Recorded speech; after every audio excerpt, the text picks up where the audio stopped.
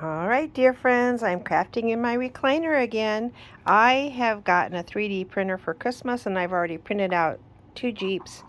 There's the chassis and there's the bodies. I'm going to paint those, and here's a little cat statue miniature. I'm going to paint it black, I think, and I've glued these little pop caps to my cardboard for the paint. So let's see how this goes.